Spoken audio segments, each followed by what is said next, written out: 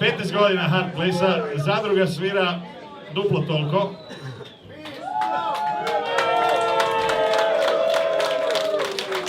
Što sam znači da smo svi jako stari, ne? Jasno. 3, 4, sad! Svijem kak je puno, ko da puše svake godine. A sada vidimo kak reže jebate žona. Jaj. Razmišljali smo o motorki, ali Kreš je dao ozbiljno jedno stručno mišljenje.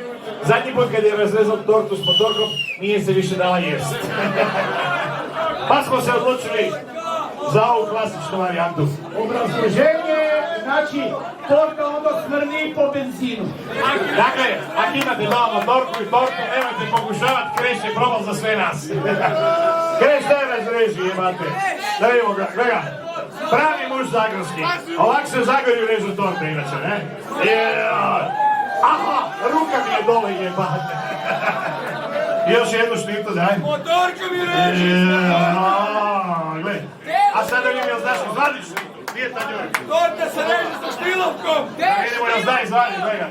Sada stavi tu šansu. Ne mogu uspjelo. Za rukom si po nogi.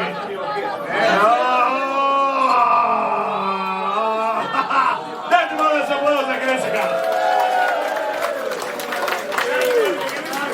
I sad ono najvažnije, sad Kreš mora probat tortu da mi vidimo da mi to možemo podijeliti ljudima ili ne vremo. Dajmo jednu velicu. Štilovka! Ovak su u Zagorju jede torta. Smeti unutra.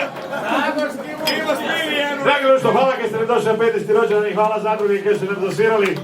Dosta je zajebanci, idemo dalje s muzikom. Znate kako su nam na rođendansku pjesmu pripremili? Rekli su ovo je pjesma za rođendan Hard Place-a. In the middle of the shit. Živjeli! Torta mu na šanku, vidimo se!